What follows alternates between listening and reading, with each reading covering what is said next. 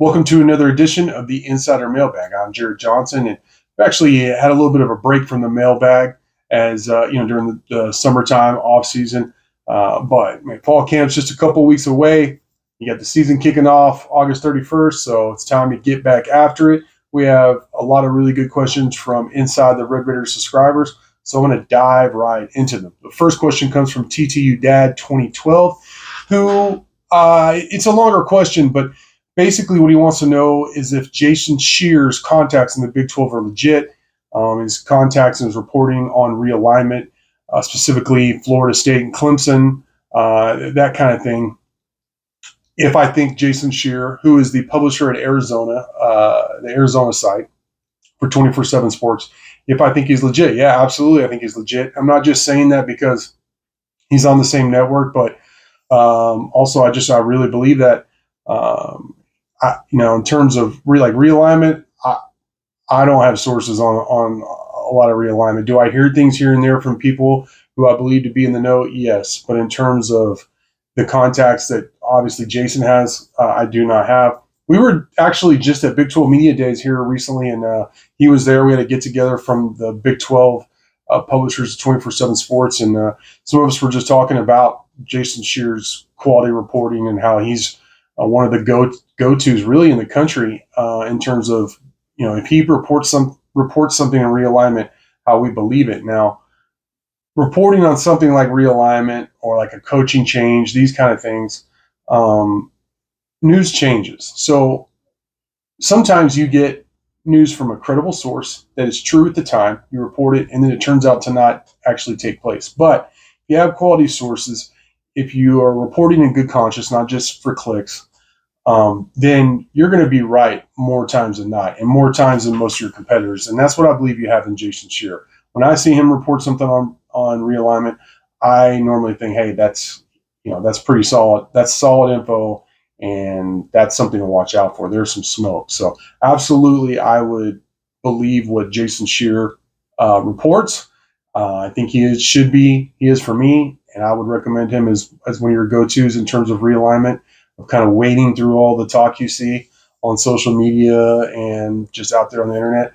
But I would do so no matter who's reporting, with a hint of cynicism, like, is this really going to happen? All that. But definitely Scheer should be one of your go-to guys, in my opinion. Next question comes from Tall Cool, who wants to know, how quickly can you name the current schools of the Big 12? He said without looking, he got stumped, and he's embarrassed to say he didn't know what the total number of schools currently is at. It's 16.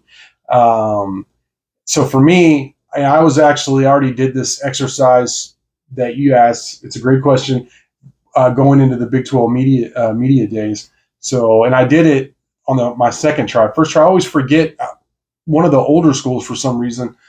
Just trying to name it off the top of my head, but I'm going to start with the newest schools first. So Arizona State, Colorado, Utah, you got Cincinnati, BYU, Houston, UCF. So that's half the schools. Then you have Baylor, Oklahoma State, TCU, Texas Tech, Kansas State, Iowa State, and West Virginia. I know I'm not reading off some kind of teleprompter, but do I get stumped sometimes thinking about all the schools? Yeah, and I do this for a living. But with all the new schools, all the changes, I understand why it could be confusing for sure. But by the way, just want to say as an aside, I really enjoyed. I had a good feeling at Big 12 Media Days. Like, I like the look of this conference and the direction, the potential future of this conference moving forward. It's pretty cool, and I like the fact that just the newness of it. I do. Next question comes from Syntax Red Raider. He said, if Texas Tech makes it to the Big 12 championship game, what team would you want the Red Raiders to play? Well, I will say either Baylor or TCU, just for that in-state rivalry. I think the hate would be amazing. Good old-fashioned sports hate. I think it would bump up the rivalry some. I think it would take it to another notch. And can you imagine the time, was it the week or so leading up to that game, the smack talk on the message boards and social media and all that? It would be amazing. Of course, hopefully Texas Tech would win that game, but that would be a lot of fun. Just the in-state. I guess you could throw Houston in there too, but just to me, if I had to choose, it would probably be TCU, just because the rivalry is already kind of building up. And I know both fan bases, like for whatever reason, like to say there isn't a rivalry, but there clearly is. Whether it be over TCU, trying to keep Texas Tech fans out of the stands for the events in Fort Worth, or just the recruiting battles, all of that. Big state school versus a small private school. There's just, I think there is a rivalry there, and I think the two facing off in the Big 12 championship game would just take it to another level.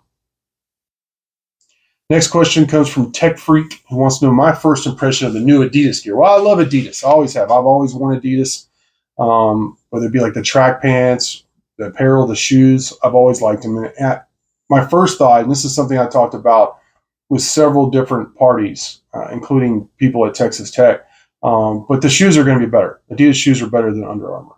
And I'm not trying to hate on the old or anything like that. I mean, I have some Under Armour shoes that I've worn for a while that I like. But I mean, in terms of performance, I think Adidas are better. I do. Now the uniforms and all the gear, I love it. I'm a fan of Adidas and always have been. I love in terms of the uniforms themselves that we've seen. They look great. I love the more simplistic design. I asked Robert Giovanetti, the associate athletic director, right-hand man in many ways of Kirby Hocutt, that about who played a role in terms of designing the football uniforms, and he confirmed that Joe McGuire did have a pretty fair amount of input in terms of he wanted a more simplistic design, and I think you see that. I know one thing that really stood out to me. I love the uniforms, but that it's hard today more than ever to get like almost everybody to agree on anything. But it seems almost unanimous that Tech fans are very excited and like the new football uniforms and consider it an improvement over the previous ones. So to me, that in itself is like home run, And then you throw in the fact that the partnership with Patrick Mahomes, arguably the best football player in the world right now, and generational talent, all of that goes with that. It's a slam dunk, home run, whatever analogy you want to use. My first impression is that it's going to be awesome. It is awesome, going to be awesome, and I think this is a great thing for Texas Tech moving forward. This is a hard question. Text Reader says, hard question, I know. What has happened to the baseball program? I think some of it, because you look at the recruiting rankings, and I'm not as familiar with baseball recruiting rankings as I am football and basketball. The numbers aren't there to support for us to make the deep dive time commitment to cover it.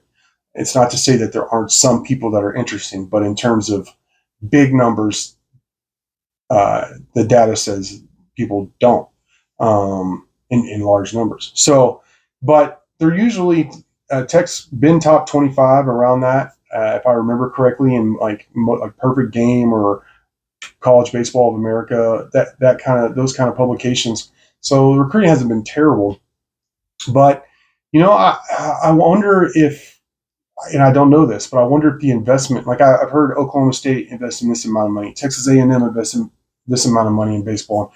While there has been a significant, I believe, investment in Texas Tech baseball, has there been one equal to the competitors to be competitive in the NIL market, in recruiting, all that? So I wonder if that plays a role. I don't think Tim Tadlock has forgotten his knowledge of baseball or lost his magic touch, but you wonder, anytime Spike Dykes had that quote, every year you lose 10% of the fan base. And I don't know how long Coach Tadlock's been here, but it's been over a decade. So, I'm not saying he's losing the fan base, but I don't know if comfort is set in or if they need to shake things up some way. I'm not saying Tadlock. I can't imagine you going out and getting somebody better than Tim Tadlock necessarily. So I think it's been a combination of injuries, I have to see about the investment in the program in terms of NIL, if that's even possible. Those kind of things. Maybe some kind of coaching staff shake up, just kind of shake things up. Not Tadlock per se, but I think it's been a combination of things because the team just was not good last year, and there was a lot of things that went into it, including injuries. But how many times can you make that excuse? Injuries are a part of a season, and you got to have guys step up in key roles when called upon. So I think they need to hit better in recruiting, and maybe need to shake some things up a little bit. But that is a tough question. I don't pretend to have all the answers, and definitely not on that one. All right, Yakety Yak wants to know, and this is the final question, if there's any chance with Kelshawn, and he asked this before Kelshawn Johnson, the wide receiver, announced his commitment, and Texas Tech was in the mix in his top 5, but I don't think there was any. I never thought he was going to end up at Texas Tech, or at least here recently. But he chose Texas A&M, so that's a done deal. I don't think he's going to be. I mean, until you get on campus, there's always a chance, but I think he's going to end up at Aggie, and I think Tech's out of the running there. But this has been a really good bounce back mailbag edition. Some really good questions. The Big 12 one had me thinking for a minute. I'm glad I'd already done that exercise. The baseball one was really tough. But and the Adidas uniforms, you got to love that. Got some realignment talking here. So I really appreciate the questions. Appreciate y'all watching. That's going to do it for now. Until next time.